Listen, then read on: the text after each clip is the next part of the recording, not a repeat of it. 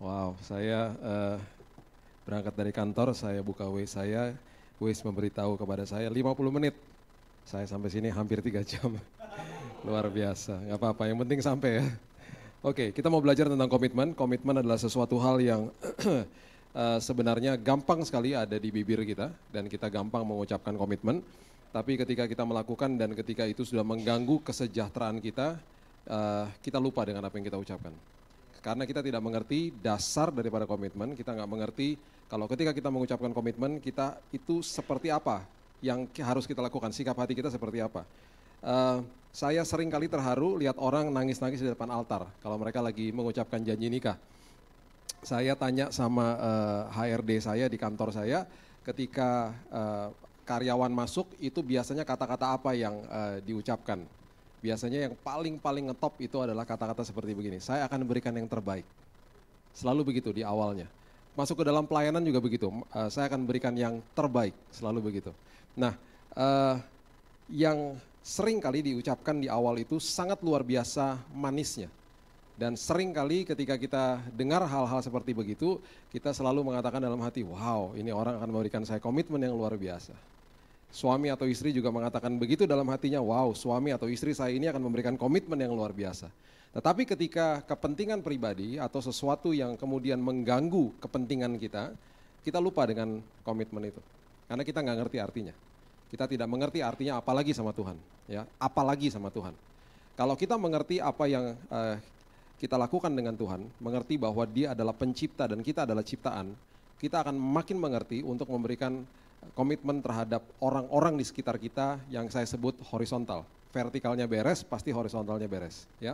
Nah, saya mau bercerita dulu, cerita yang mungkin nggak enak bagi saya dan saya nggak pernah lupa hari itu. Ya.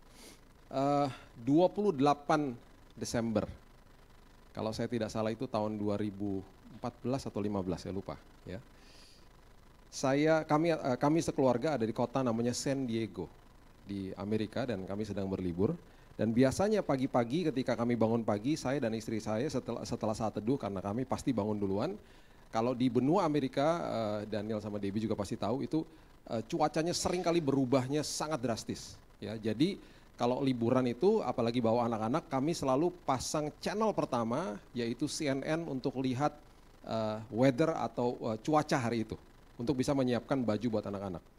Waktu kami nyalahkan TV, CNN channel pada pagi hari itu, saya begitu terkejut karena saya mendengar atau saya melihat berita yang sangat luar biasa, breaking news, Air Asia crash, jatuh di Laut Jawa. Mungkin saudara pernah dengar atau masih ingat cerita ini, peristiwa ini, dan yang membuat saya makin sedih sekali itu pesawat berangkat dari kota Surabaya. Yang kota yang saya datangi setiap bulan selama 8 tahun terakhir ini.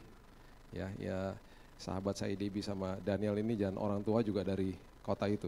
Saya langsung berpikir, aduh, jangan-jangan ada orang yang saya kenal di dalam situ. Dan betul, ada 2 orang yang saya kenal, dan akhirnya setelah dipelajari semua berita itu, semuanya meninggal. Usut punya usut dan kemudian mulai berita itu berkembang. Dikatakan ada 40 lebih orang-orang yang katanya orang gereja. Orang gereja. Ada yang bilang orang Kristen, ada yang bilang orang gereja lah pokoknya. Dari gereja lah ya. Nah kemudian WhatsApp saya penuh sekali dengan pertanyaan pada hari itu. Saya by the way hari itu saya nggak bisa berlibur dengan enak, saya terganggu sekali hari itu. Banyak yang mengatakan begini, kenapa Tuhan biarkan itu terjadi? Kenapa Tuhan biarkan itu terjadi? Jawaban saya singkat, sederhana, dan jujur, saya nggak tahu. Saya nggak tahu. Ada yang tahu? Kalau ada yang tahu ya silakan kasih tahu. Saya nggak tahu. Saya bertanya sama Tuhan, jelas, tapi saya nggak tahu. Saya nggak dapat jawaban apa-apa tuh. Saya tidak tahu.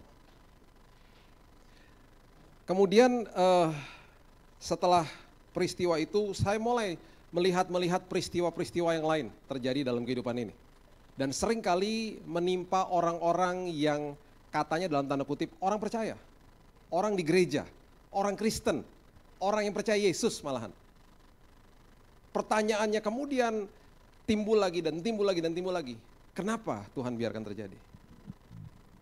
Saya ada di sebuah doa penghiburan dari seorang yang meninggal di usia mudanya, meninggalkan seorang anak yang masih sangat kecil. Dan ketika meninggalkan tempat itu, istrinya juga bertanya kepada saya, kenapa Tuhan biarkan terjadi? Selalu jawaban saya nggak tahu. Saya tidak tahu.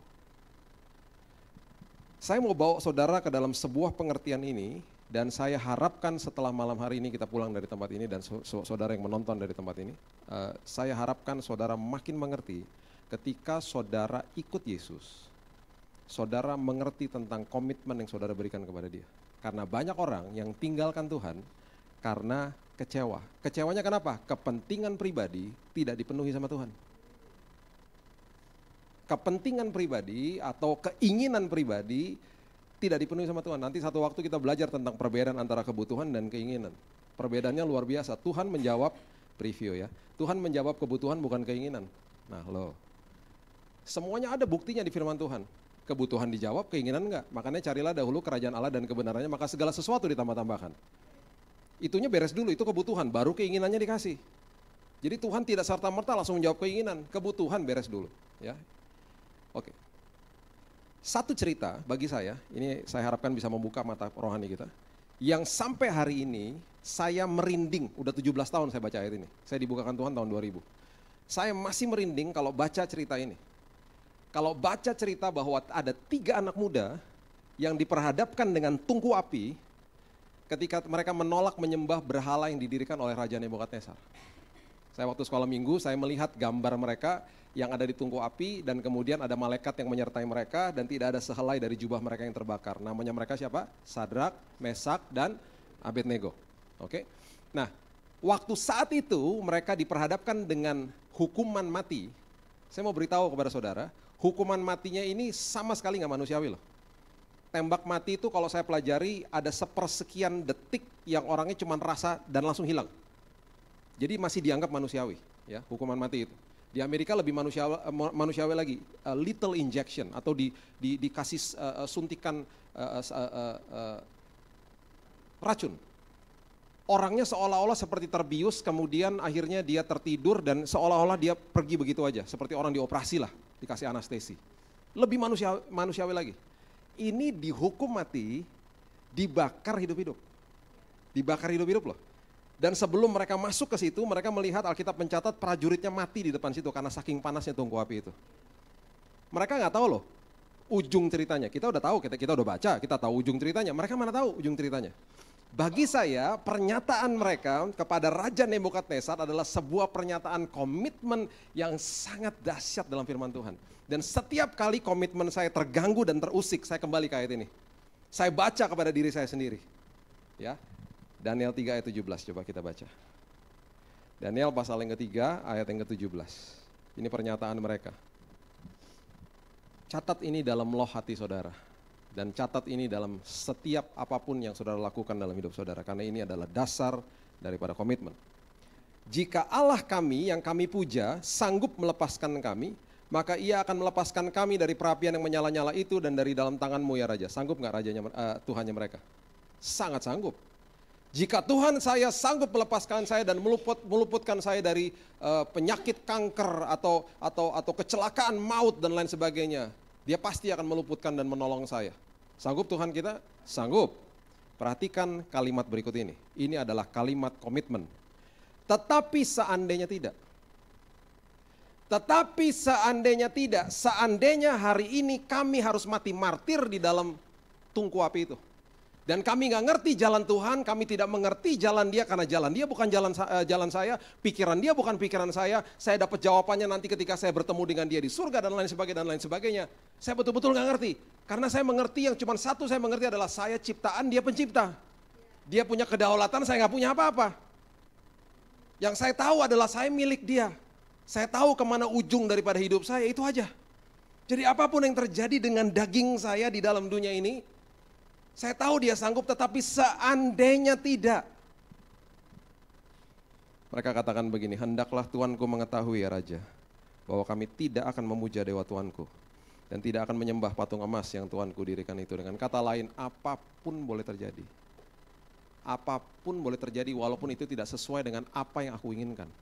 Hatiku tetap akan taat dan komit sama Tuhan, titik. Gak ada pertanyaan lain. Dasar daripada komitmen, catat ini baik-baik saudara, adalah tidak memberikan syarat atau kondisi kepada Tuhan.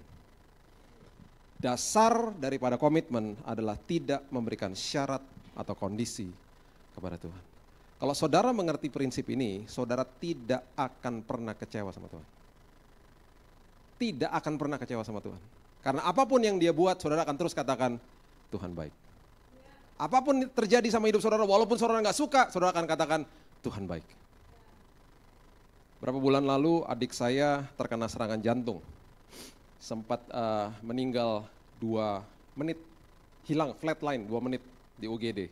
Ya, adik saya yang setelah di bawah saya persis. Dan waktu dia hilang 2 menit, akhirnya kembali lagi setelah resusitasi, masuk ke dalam kamar dokter dan akhirnya dikasih ring 2. Waktu itu kejadian telah berlalu, ya, dalam waktu kurun 5 hari dia akhirnya boleh keluar dari rumah sakit lagi. Banyak orang katakan begini, wow, Tuhan baik. Betul dong? Pasti dong orang mengatakan begitu kan, apalagi keluarga kami. Wow, Tuhan baik. Cuman saya yang diem. Saya katakan begini, kalau sampai kemarin dia meninggal, Tuhan baik gak? There you go. Kalau sampai kemarin Tuhan panggil dia, kita harus tetap katakan, Tuhan baik. Karena kita nggak tahu kedaulatan Tuhan. Yang kita tahu adalah selalu rancangan dia itu selalu luar biasa. Jalan dia bukan jalan saya, pikiran dia bukan pikiran saya, ya saya katakan. Makanya kenapa Sadrak, Mesak, dan Abednego mengerti, aku tahu kok Tuhanku sanggup. Tetapi seandainya tidak, tetap kami akan komit. Karena kami mengerti komitmen adalah tidak memberikan syarat atau kondisi kepada Tuhan saya. Kalau kita bisa begitu, paradigma kita berubah seperti begitu, kita nggak akan begitu sama manusia. Kita nggak akan sembarangan sama manusia, kita nggak akan sembarangan sama pernikahan kita. Apapun boleh terjadi, aku tetap akan komit. Apapun boleh terjadi, aku tetap akan kerja untuk Tuhan. Walaupun bos saya tidak lihat, walaupun di tempat pekerjaan saya, kesejahteraan saya mulai terganggu. Aku kerja buat Tuhan kok. Kalau saya mengatakan semuanya untuk Tuhan. Saudara, dasar daripada komitmen adalah tidak memberikan syarat atau kondisi kepada Tuhan. Itu yang pertama. Yang kedua, kalau saudara mau mengerti tentang komitmen, saudara harus belajar untuk menjaga kasih mula-mula. Karena orang yang selalu buat komitmen, kasih mula-mulanya pasti luar biasa. Catat ini baik-baik. Di dalam kasih mula-mula itu selalu ada prioritas, intensitas, dan kualitas. Saya ulangi, di dalam kasih mula-mula itu selalu ada prioritas, intensitas, dan kualitas. Saya ajak saudara untuk jujur sama-sama saya, siapa yang di tempat ini pernah jatuh cinta, yuk sama-sama kita angkat tangan. Terima kasih yang sudah angkat tangan, yang tidak angkat tangan Tuhan jamah mereka karena mereka berbohong. Ampuni dosa-dosa mereka ya Tuhan, karena kalian berarti tidak normal. Orang yang jatuh cinta, baik itu kepada manusia atau kepada Tuhan, di dalam kasih mula-mula selalu ada 3 komponen yang paling besar, yaitu prioritas, intensitas, dan kualitas. Makanya kenapa orang itu bisa selalu memberikan segala-galanya untuk sesuatu yang dia baru jatuh cinta.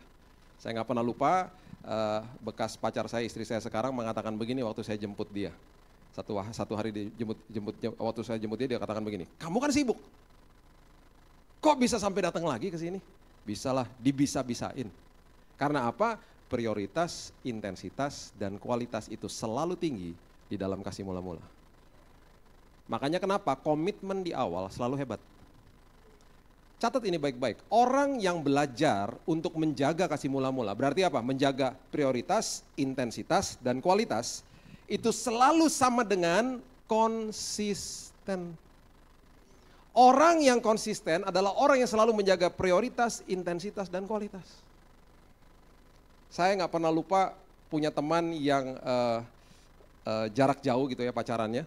Dan saya nggak pernah lupa ketika dia cerita kepada saya, waktu pacarnya udah mau tidur di kota lain, dia di kota lain, dia nyalain teleponnya, dia suruh pacarnya nyalain teleponnya, dua-duanya sambil taruh telepon yang menyala itu di samping kupingnya. Mereka bilang yuk kita sama-sama mendengar dengkur kita masing-masing sampai pagi. Pulsa habis bodo amat, yang penting saya nyalain telepon. Apa? Prioritas, intensitas, dan kualitas selalu tinggi. Makanya gampang ngeliatin orang pacaran di food court, handphone selalu taruh. Dua-duanya begini. Karena prioritas, intensitas, dan kualitas buat dia. Tapi orang yang sudah menikah 10 tahun, 15 tahun, dua-duanya walaupun bersama-sama dua-duanya begini. Hah? Oh iya, terserah. Ya. Dulu saya bukain pintu istri saya sekarang ini waktu masih pacaran. Apakah sekarang masih bukain pintu mobil? Masih. Kadang-kadang dia bilang begini, aku bisa, saya katakan aku juga tahu kamu bisa. Dulu waktu masih pacaran saya telepon-teleponan sama dia. Apakah sekarang masih telepon-teleponan? Masih. Dia kerja di rumah jam 9 saya telepon dia, saya tanya gini, kamu di mana? Ya kamu tahu lah aku di rumah. Iya emang cuma mau nanya aja. Terus jam 11 telepon lagi, karena udah semua diomongin diem-dieman di telepon. Sampai beberapa saat oke. Jam 2 telepon lagi, karena cuma mau dengar suaranya aja. Dan selalu saya katakan begini, yuk kita tetap lakukan apa yang kita lakukan waktu masih pacaran, supaya intensitas, prioritas, dan kualitas kita jaga, supaya kita berdua konsisten. Perhatikan ini baik-baik, orang yang konsisten dicari orang lain, dimintai pendapat sama orang lain. Orang yang konsisten adalah orang yang diberikan kepercayaan sama orang lain. Karena apa? Konsisten. Orang yang konsisten selalu didatengin sama orang dan ditanyain, kok bisa sih kayak gitu? Nah, karena orang yang konsisten selalu memberikan inspirasi kepada orang lain. Makanya kenapa orang yang mengerti komitmen adalah orang yang jaga kasih mula-mula. Dia jaga komitmen awalnya. Supaya intensitas prioritas itu terus ada bersama-sama dengan dia dan dia didapati konsisten. Dan saya selalu berikan seminar ini kepada orang tua saya katakan begini. Anak-anakmu akan mengikutimu bukan dari perkataanmu, tapi dari perbuatanmu yang kau lakukan hari lepas hari. Kalau saya mau anak-anak saya supaya mereka menjadi orang-orang yang kemanapun mereka pergi dan nanti ketika mereka punya pasangan mereka akan peluk pasangannya, saya akan peluk istri saya setiap hari supaya mereka lihat saya pelukan sama istri saya setiap hari. Ketika saya mau mereka bertumbuh dan saya mau mereka betul-betul jadi hangat dan selalu katakan I love you kepada orang-orang dekatnya, saya akan katakan juga kepada istri saya setiap hari. Dan saya akan lihat mata mereka dan saya katakan I love you. Dan itu kita lakukan setiap hari. Dan kita nggak heran ketika ambil raport sampai gurunya bilang begini, Pak, anaknya kok setiap orang dipelukin Pak di sekolah Pak. Di rumah diapain Pak? Dipelukin juga ya? Iya, dipelukin. Sampai-sampai hari saya tuh jadi hari yang lebih mudah Pak, kata gurunya. Ketika saya lagi tidak enak, saya dipelukin sama dia Pak, tiap hari loh Pak.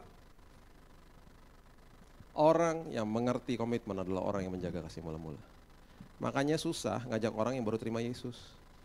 Hari Senin ngopi-ngopi bisa nggak? Nggak bisa, ada kelompok sel di gereja. Oh gitu. Selasa? Nggak bisa juga, kelompok sel kedua. Banyak banget, tiap rumah gue datengin. Rabu nggak bisa, kebaktian tengah minggu. Banyak amat. Kamis nggak bisa, udah pernah dengar Yayasan Anugerah? Gue ke situ.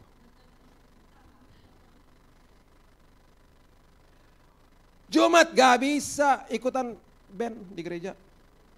Anak band gue sama anak-anak gereja, anak praise and worship. Sabtu gak bisa juga, youth.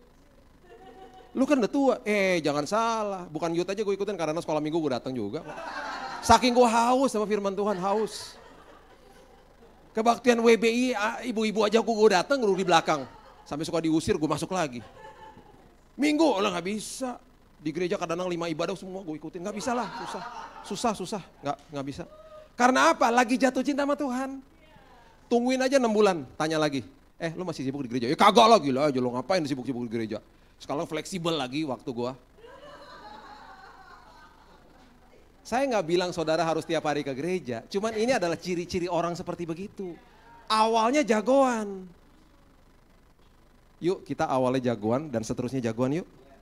Kita jaga komitmen, kita beritahu kepada dunia bahwa saya adalah orang yang mengerti tentang nilai surgawi. Saya adalah orang yang mengerti bahwa ketika saya komit sama Tuhan, saya bisa komit sama manusia. Saya komit sama pekerjaan saya, komit sama pelayanan saya. komit sama keluarga saya. Yang ketiga saudara, komitmen selalu diuji. Gak pernah enggak, komitmen selalu diuji. Malaiki pasal yang ketiga, ayat yang ketiga mengatakan begini. Malaiki pasalnya yang ketiga, ayatnya yang ketiga mengatakan begini. Ia akan duduk seperti orang yang memurnikan dan mentahirkan perak. Dan ia mentahirkan orang Lewi, menyucikan mereka seperti emas dan seperti perak, supaya mereka menjadi orang-orang yang mempersembahkan korban yang benar kepada Tuhan. Ada seorang ibu yang membaca ayat ini dan dia bertanya 3 pertanyaan kepada tukang perak, yang betul-betul menggugah hati saya ketika saya membaca cerita ini. Ibu ini bertanya begini kepada tukang perak, Pak, ketika Bapak sedang memurnikan perak, Bapak taruh di mana peraknya? Oh, saya taruh di api. Kemudian Roh Kudus bicara sama dia, oh, dia makin mengerti, begitu toh Tuhan. Ketika sedang aku dalam proses, aku rasanya seperti dibakar-bakar dalam api. Gak enak Tuhan. Terima kasih Tuhan.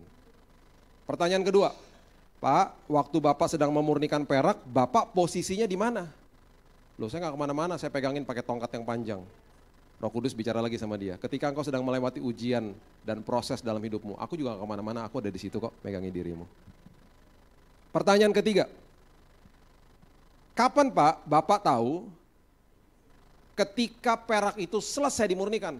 Oh ya gampang Bu, ketika saya bisa bercermin di perak itu, selesai pemurniannya. Roh Kudus bicara lagi, bukankah engkau suka berdoa, Tuhan jadikan aku serupa seperti Tuhan? Proses itu akan selesai ketika Tuhan lihat diri saudara dan dia katakan, wow, ketika aku melihat dirimu seolah-olah aku melihat diriku sendiri, aku lihat karakter Kristus ada di dalammu. Seolah-olah seperti aku bercermin, aku melihat diriku ada di dalammu. Engkau makin serupa dan makin serupa seperti aku. Selesai prosesnya, saudara dimurnikan. Catat ini baik-baik. Bedanya antara ujian dan cobaan. Ujian adalah mengeluarkan kelemahan saudara dan memakai kelemahan ini untuk membuat saudara lebih baik. Itu ujian. Saya ulangi ya. Ujian adalah mengeluarkan kelemahan saudara dan memakai kelemahan ini untuk membuat saudara lebih baik. Itu yang Tuhan biarkan terjadi atas hidup saudara. Beda dengan cobaan yang iblis berikan. Mengeluarkan kelemahan saudara dan memakai kelemahan itu untuk menghancurkan saudara. Itu cobaan. Beda dengan ujian. Makanya namanya ujian matematika. Iya kan? Mengeluarkan kelemahan kita supaya kita tahu kelemahan kita yang mana yang kita nggak belajar, supaya waktu kita belajar lagi di uji yang berikutnya kita pasti bisa. Betul? Dapat ujian matematika kita langsung tahu, oh nomor 2 sama nomor 6 salah misalnya.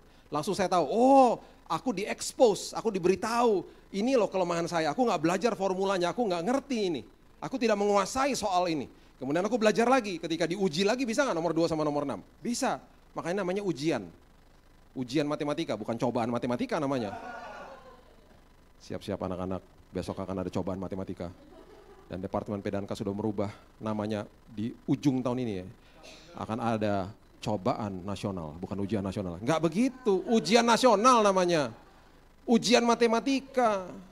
Karena diuji supaya kelemahan kita terekspos, diperlihatkan kepada kita dan kemudian menjadikan kita lebih baik. Ya, itu ujian. Saya berikan contoh yang kedua. Ketika saudara sedang diuji, ya, komitmen saudara sedang diuji. Saya berikan contoh begini. Kalau misalnya Yesus berdiri di depan sini, dia ajak saudara pergi ke Singapura dengan 2 opsi. Yang pertama diajak saudara naik pesawat, kalau dari Jakarta 1,5 jam sampai Singapura. Opsi yang kedua saudara diajak jalan kaki ke Singapura 1 bulan baru sampai. Pilih yang mana, jangan bohong. Ya pesawat lah ya, ngapain jalan kaki ya misalnya gitu ya. Oke, contoh. Saya dengan sahabat saya Brian misalnya ya, saya berdampingan, belum kenal nih misalnya, saya duduk berdampingan di pesawat sama dia, ya, ke Singapura, oke? Di pesawat ketika kami berdampingan duduk, kemudian saya mulai ngobrol sama dia, saya kemudian tanya-tanya, apa kabar, saya pernah lihat kayaknya di mana nih ya, ketemunya di mana, dan lain sebagainya, kita mulai tukar-tukaran nomor telepon, dan kemudian dipotong mungkin sama tidur, dipotong sama makan misalnya. Waktunya sangat terbatas, 1,5 jam sampai di Singapura, kemudian setelah sampai di sana, setelah mau pisah saya bilang begini, Brian, nanti kalau ketemu di Jakarta, kontak-kontak ya. Oke, ya udah kita pisah. Satu waktu saya bertemu dengan beliau di mall misalnya, Grand Indonesia misalnya. Saya ketemu dia dari jauh dan kemudian saya bilang, Brian, ingat nggak Billy botak Garuda, Singapura? Brian ini begini. Oh iya, apa kabar? Kita ngobrol. Waktu pisah, saya sama istri saya bilang sama dia, itu Brian. Saya pernah duduk bareng di pesawat pergi ke Singapura sama dia. Saya kenal sama dia. Statusnya apa? Saya kenal sama dia. Perhatikan ini saudara, kalau skenario yang kedua yang kami jalankan. Kami jalan kaki ke Singapura. Ya, duitnya terbatas, ya. Kita bawa ransel, ya, uang betul-betul terbatas nih ya. Low cost trip nih benar-benar ya. Kita bawa, betul backpackers, kita bawa tenda sekalian di situ karena kita akan nenda gitu ya. Rutenya kemana? Kita jalan dari tol Merak terus sampai ke Merak ya. Nyebrang Selat Sunda, Lampung, terus jalan sampai ke Riau ya. Kalau yang nggak tahu peta makin bingung nih ya. Terus lewatin pulau-pulau sampai di Singapura 1 bulan. Di hari pertama karena belum kenal pasti kenalan juga. Namanya siapa dan lain sebagainya. Di hari kedua udah 24 jam sama-sama nggak mungkin dong kenalan lagi. Masa di hari kedua karena siapa namanya maaf nih karena botak jadi nguap semua memorinya. Nggak begitu. Di hari kedua, di hari ketiga, di hari keempat saya udah nggak kenalan lagi. Kita ngomongnya udah lebih dalam, kita udah mulai ngomongin masa lalu, ngomongin masa depan, udah mulai ngomongin pergumulan kita seperti apa. Terus kemudian kita melewati suka duka sama-sama, Indomie tinggal satu kita makan berdua, waktu kita lewatin banjir sama-sama, kita buka tenda tidur sama-sama dan kita mulai ngerti siapa yang ngoroknya paling keras dan lain sebagainya. 24 jam kali 30 hari sama dia. Waktu saya pulang ke Jakarta kembali di hadapan saudara, saya tidak akan perkenalkan Brian sebagai kenalan saya. Saya akan kasih tahu begini, saudara, perkenalkan ini adalah Brian, sahabat baru saya. Karena 24 jam kali 30 hari stuck sama dia, berduaan sama dia. Lewati suka duka sama-sama dia. Jadi maaf-maaf aja saudara, Tuhan tidak akan pernah ajak saudara naik pesawat. Dia akan ajak saudara betul-betul jalan kaki sama dia. Supaya saudara kenal siapa yang namanya Yesus pencipta saudara. Kalau cuma naik pesawat cepat-cepat prosesnya, saudara cuma akan bilang ini, aku kenal yang namanya Yesus. Tapi beda dengan perjalanan iman bersama-sama dengan dia. Di ujung daripada itu semuanya, saudara bisa katakan dengan bangga, dia adalah sahabatku. Dia adalah sahabatku. Dan waktu saudara berjalan, saudara akan berteriak, Tuhan, lembah kekelaman Tuhan, tenang, kan ada aku, tenang. Kita lewati. Kita lewati lagi lembah kekelaman, kemudian kita hadapi terowongan yang gelap, kita berteriak lagi, Tuhan, ujungnya aja gak kelihatan Tuhan, tenang kan sama aku, ribut sama sih jadi anak. Jalan sama-sama dia. Setelah lewati semuanya, dia akan tepok kita dan dia bilang, coba kamu lihat ke belakang, kita bilang, wow kok aku bisa Tuhan lewati itu semua, dia akan ingatkan lagi, kan sama aku. Kan kamu gak sendirian. Pertanyaannya, dia kenal saudara 100%. Pertanyaannya, saudara kenal gak sama dia? Makanya ada yang namanya proses, ada yang namanya ujian. Orang kalau bangun pagi, yang dia kejar pasti kesenangan hati. Kesenangan hati itu bentuknya biasanya event, sesuatu yang cepet-cepet aja. Makanya apa? Paskah sama Natal rame. Betul? Ibadah Paskah sama Natal di gereja rame. Kenapa? Orang kejar apa? Eventnya. Ada pembicara top, ada penyanyi top, ada makan-makan, ada kado dan lain sebagainya. Dan kesenangannya itu hilangnya juga cepat. Tapi orang yang setiap minggu masuk ke dalam gedung gereja, belajar masuk ke komsel, ikutan ibadah seperti hari ini dan lain sebagainya. Saudara yang tune in di Facebook, saudara mungkin bisa melakukan hal yang lain, bisa nonton TV mungkin.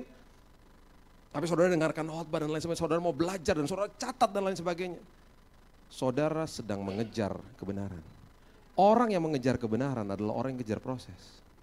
Orang yang kejar kesenangan adalah orang yang kejar event. Makanya konser rame. Konser bisa rame. Ibadah belum tentu rame. Tapi orang yang mau betul-betul kejar proses adalah orang yang mengerti bahwa dia akan mengejar kebenaran. Karena kebenaran itu perlu proses. Anak saya yang kedua ini, anak saya yang pertama ini sudah umurnya 17 tahun. Waktu dia dari kecil kami suka ada dating time berdua, daddy and daughter gitu ya. Jadi saya suka ajak dia berjalan sama-sama saya dan kemudian bertumbuh besar bersama-sama saya. Dan ketika dia masih umurnya masih 3-4 tahun, saya nggak pernah lupa, karena kami sering pergi ke mall berdua gitu ya. Sampai saya mengerti Hello Kitty, Princess gitu karena dunianya dia dari kecil terus sampai sekarang dia sudah 17 tahun. Kami sering kali terjebak di dalam lift yang begitu rame, penuh dengan orang. Dan sering kali dia tarik celana saya, dia katakan, "Dad, lift me up, gendong dong."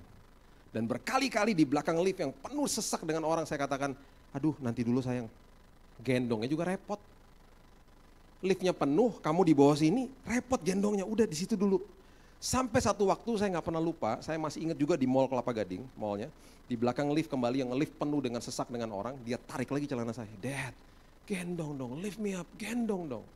Di situ seperti saya dapat pencerahan dari Tuhan. Iya ya, di bawah situ tuh nggak enak loh pemandangannya. Saudara bisa bayangkan, saudara anak kecil umur 4 tahun ada di belakang lift, di paling belakang, dan saudara pendeknya cuma segini. Semua ngadep ke sana. Pemandangan depan saudara betul-betul nggak nyaman. Terima kasih Tuhan yang sudah ketawa sudah mendapatkan pewahyuan, yang belum ketawa belum ngerti tanya maksudnya apa sih. Kalau sampai terjadi kejadian-kejadian yang tidak diinginkan, anak saya kena duluan. Terima kasih Tuhan yang ketawa sudah mendapatkan pewahyuan, yang belum ngerti juga apa sih maksudnya. Kalau masih nggak ngerti juga nanti cobain masuk ke lift di mall, berdiri paling belakang, penuh dengan orang, saudara begini aja. Pendekin diri saudara akan mengerti, oh ini toh, nggak nyaman pemandangannya. Di saat itu, saya gendong dia. Karena saya tahu di bawah situ nggak nyaman. Saya gendong dia dan saya nggak pernah lupa mukanya dia ketika saya gendong, mukanya begini. Lega. Waktu mukanya lega, liftnya masih rame nggak? Masih rame. Tambah rame kadang-kadang. Kenapa dia lega? Karena pandangan perspektifnya setinggi saya. Nggak di bawah itu lagi. Kalau lagi lewati badai, mengerti satu hal, saudara pasti sampai ke seberang kok. Pasti sampai ke seberang. Ketika lewati itu bilang sama Tuhan begini, jangan nangis-nangis bombay sama Tuhan. Jangan jadi orang Kristen yang cetek gitu imannya.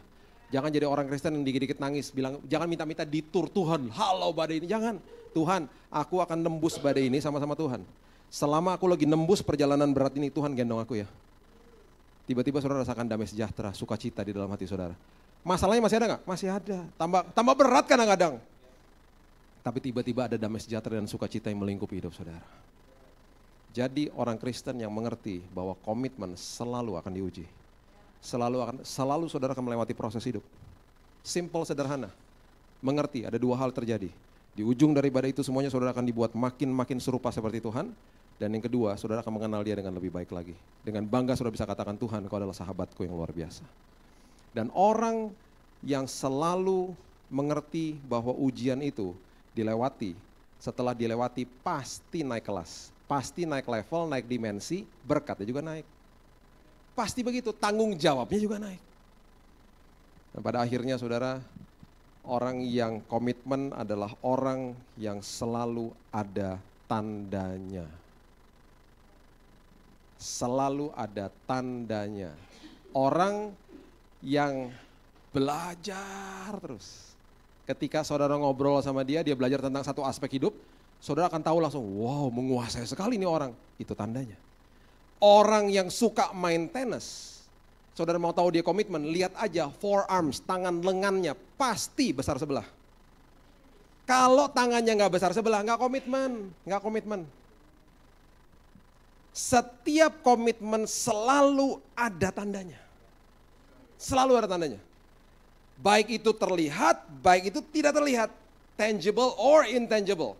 Baik itu langsung secara fisik kelihatan atau ketika dia bicara. Orang yang selalu punya komitmen sama Tuhan. Kalau dia nggak ada tanda secara fisik, banyak orang yang punya tanda secara fisik loh. Karena dianiaya untuk Tuhan. Malahan martir untuk Tuhan. Tapi banyak orang, lebih banyak lagi yang punya tanda yang saya sebut. Di dalam sini yang saya sebut, kesaksian hidup. Kesaksian hidup atau tanda daripada komitmen selalu menjawab keraguan-raguan. Selalu menjawab keraguan-raguan. Makanya kenapa saya sudah hampir 20 tahun pelayanan mimbar, saya bisa mengambil satu garis lurus yang saya selalu jadikan itu standar saya. Penginjilan yang paling hebat, yang paling luar biasa, bukan dari kata-kata saudara, tapi dari perbuatan saudara. Karena perbuatan saudara selalu menghasilkan tanda yang luar biasa. Pengalaman dengan Kristus selalu menghasilkan yang namanya kesaksian hidup namanya. Ya, kita baca ayat terakhir di Lukas pasal yang ke-24, ayatnya yang ke-36, firman Tuhan katakan begini. Lukas pasal yang ke-24, ayat yang ke-36, firman Tuhan katakan begini. Ketika murid Yesus ragu-ragu, dia hanya jawab dengan tanda bahwa dia komitmen. Dan sementara mereka bercakap-cakap tentang hal-hal itu, Yesus tiba-tiba berdiri di tengah-tengah mereka dan berkata kepada mereka, damai sejahtera bagi kamu. Mereka terkejut dan takut dan menyangka bahwa mereka melihat hantu. Akan tetapi ia berkata kepada mereka, mengapa kamu terkejut dan apa sebabnya timbul keraguan-raguan di dalam hati kamu? Lihatlah tanganku dan kakiku. Dia nggak jawab pakai apa-apa, keraguan-raguan dijawab sama tanda. Nih loh, lihat tanganku dan kakiku. Aku sendirilah ini, rabalah aku dan lihatlah karena hantu tidak ada daging dan tulangnya. Seperti yang kamu lihat ada padaku. Keraguan-raguan selalu dijawab sama tanda. Jadi kalau saudara hidupnya komitmen, nggak usah banyak cerita, nggak usah banyak ngomong malahan. Orang akan terinspirasi sama hidup saudara. Karena kesaksian hidup selalu menjawab keraguan-raguan.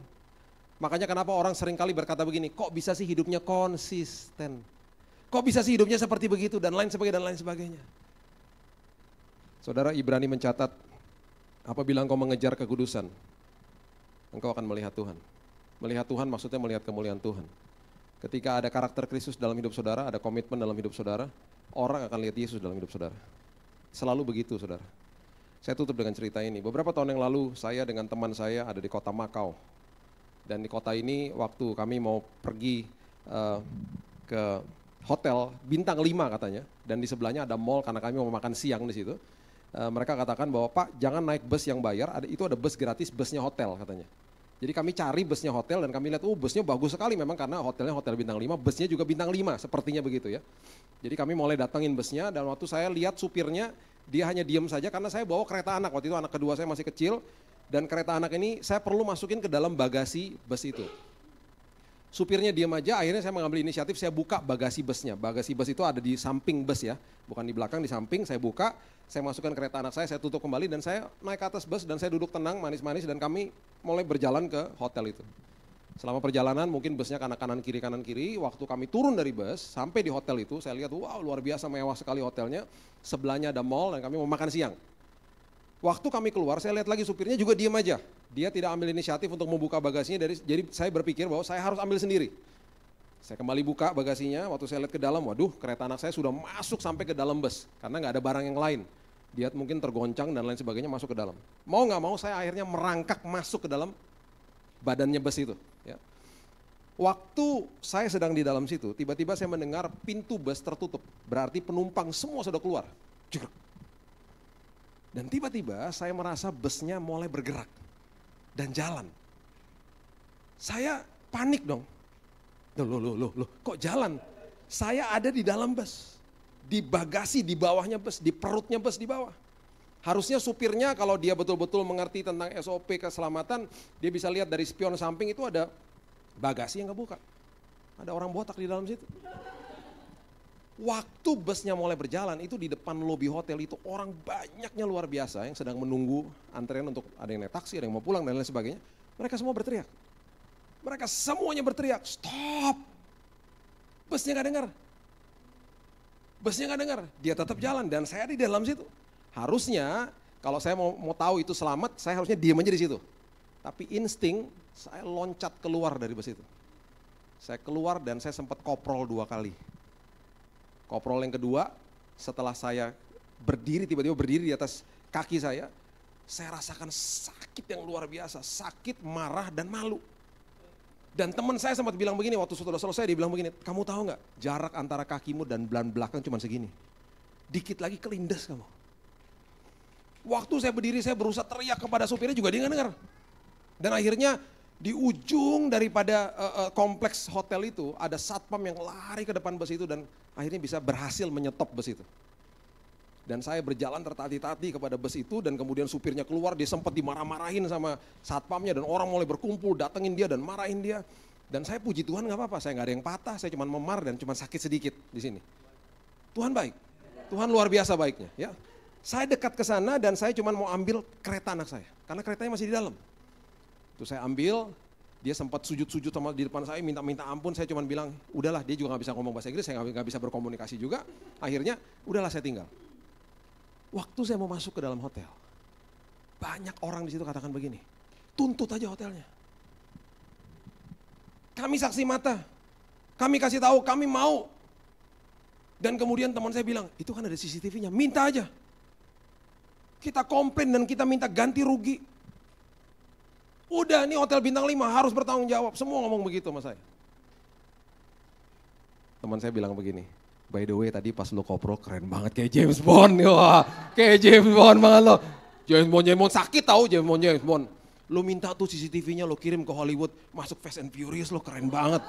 Lo koprolnya keren banget tadi lo, Hollywood banget deh. Hollywood, sakit tahu Hollywood. Saya karena mau makan siang, anak-anak udah lapar, puji Tuhan juga saya gak apa-apa. Saya hanya tulis surat komplain sebentar di depan, dan akhirnya saya kasih email saya dan saya tinggal. Udah, saya gak mau apa-apa, saya bilang udahlah gak usah dimasalahin. Nah waktu saya sampai Jakarta, ini yang terjadi. Mereka email saya. Dan waktu mereka email saya, mereka bilang begini, kalau sampai ada biaya medis, segera kirim resitnya, berapapun itu kami ganti. Berapapun loh, any amount of your medical expense, we will reimburse. Itu kira-kira katanya begitu. Kami ganti semuanya, kirim aja resitnya. Teman saya baca tuh email, dia bilang gini, wah ini dia nih kesempatan. Gue minta deh surat dokter sama temen gue, kita buat aja surat palsu. Kita tuntut dia $20.000, hampir 200-an juta. Buat lu uangnya, ya lu kasih gue dikit lah, dia bilang gitu. Terus dia ngomong gini sama saya, lu tuh layak dapat beginian, lu tuh dirugikan, lu layak. Hamba Tuhan tetap hamba Tuhan, pas malam mau tidur tetap tuh kata-kata terngiang-ngiang, layak, engkau layak, engkau layak, engkau layak, engkau layak. Engkau layak, engkau layak. Ambil aja tuh surat. Saya tidak lakukan itu, besoknya saya email mereka kembali, dan saya katakan I'm okay, saya gak apa-apa, saya gak ada biaya medis apapun. Mereka kirim balik lagi, mereka bilang terima kasih, mereka sorry-nya luar biasa, mereka katakan mereka kirim buktinya bahwa supirnya sudah diskors. Saya juga nggak sampai ke situ, tapi mereka katakan sudah diskors, sudah disekolahkan kembali dan lain sebagainya. Mereka sempat lagi menawarkan voucher gratis tinggal di hotel, saya bilang nggak usah lah, saya juga nggak ada rencana ke sana dan lain sebagainya. Yang penting di hati saya ada damai sejahtera, ada sukacita. Bagi saya itu adalah kesaksian hidup saya. Kemanapun saya pergi, kemanapun saudara pergi, ketika saudara mengalami komitmen dengan Tuhan, ada kesaksian yang saudara bawa sebagai tanda kehidupan. Kemanapun saudara pergi, ini loh, aku ngalami Yesus. Aku ngalami Yesus. Ketika aku alami ini yang terjadi loh. Dan itu adalah tanda yang selalu menjawab keraguan-keraguan. Jangan berikan kondisi sama Tuhan, jaga kasih mula-mula, mengerti ketika masuk ke dalam proses, dan engkau pasti naik kelas, dan tandamu akan menjawab keraguan-keraguan. Itu adalah the power of commitment. Kuasa daripada komitmen yang saudara lakukan. Mari kita tundukkan kepala kita berdoa saudara. Bapak kami mengucap syukur buat malam hari ini. Kami belajar tentang komitmen Tuhan, kami mengucap syukur bahwa Engkau adalah Allah yang berkedaulatan penuh atas hidup kami. Seringkali betul Tuhan kami tidak mengerti jalan-jalan Tuhan karena kami adalah ciptaan Tuhan. Dan Engkau adalah Allah yang penuh dengan kedaulatan yang luar biasa, the sovereign God. Dan Tuhan oleh sebab itu kami memberikan hidup kami untuk Tuhan. Dan kami tahu Tuhan apapun yang boleh terjadi, kami tahu Engkau sanggup, tapi seandainya tidak, seperti Sadrak, Mesak, dan Abednego katakan, kami tetap akan komitmen, kami tetap akan taat kepada Tuhan. Kami tidak akan memberikan standar atau kondisi kepada Tuhan. Ajari kami Tuhan supaya kami berubah paradigma kami. Dan juga kami memberikan komitmen yang terbaik kepada istri, suami kami, anak-anak kami, orang tua kami, pekerjaan kami, pelayanan kami, dimanapun kami berada. Dan kami mau menjaga kasih mula-mula kami Tuhan. Intensitas, prioritas, dan kualitas kami pegang teguh. Supaya kami didapati konsisten di dalam Tuhan. Dan kami percaya ketika komitmen kami diuji Tuhan, kami menjadi orang-orang yang menjadi makin serupa seperti Tuhan. Makin dimurnikan. Dan kami percaya Tuhan kami akan pada akhirnya mengatakan bahwa Engkau adalah sahabat kami Tuhan. Karena kami mengenal Engkau dengan lebih baik lagi. Karena kami ada perjalanan iman bersama-sama dengan Tuhan. Kami pasti naik kelas. Dimensi kami berubah. Kami diberikan tanggung jawab yang lebih lagi. Berkat kami juga pasti meningkat Tuhan. Dan oleh sebab itu kami mau bertanggung jawab. Dengan tanda-tanda itu Tuhan, tanda-tanda kehidupan, tanda komitmen kami. Itu menjadi contoh, bisa menjadi berkat bagi banyak jiwa, menjadi lembaran terbuka. Mercusuarnya Tuhan dimanapun kami berada. Sebab itu Tuhan, berkati Tuhan apapun yang kami mau lakukan sepanjang hari yang akan datang. Dan kami percaya hidup kami ini singkat Tuhan. Kita mencatat 70 kalau kuat 80 tahun. Di sisa hidup kami Tuhan kami mau berikan yang terbaik untuk Tuhan. Berkati anugerah ministry, berkati Pak Daniel, Ibu Devi Tuhan, keluarga mereka dan segenap kru, segenap staff yang bekerja di tempat ini. Dan berkati yayasan ini Tuhan, yang Tuhan telah tetapkan dalam hati mereka, apapun tanggung jawab Tuhan, yang Tuhan telah berikan dalam yayasan ini. Terus mereka akan kembangkan sesuai dengan rencana Tuhan. Makin banyak jiwa boleh dijangkau, makin banyak gereja boleh dibantu Tuhan. Dan kami percaya ada kemuliaan Tuhan yang ternyata dalam kehidupan mereka masing-masing. Terima kasih Bapak, kami serahkan hidup kami dalam tangan Tuhan. Kami serahkan sisa malam hari ini dalam tangan Tuhan. Dan hanya di dalam nama Tuhan Yesus Kristus, Tuhan kami. Kami sudah berdoa dan sudah menerima firman yang hidup ini. Kita sama-sama katakan, amin. God bless you.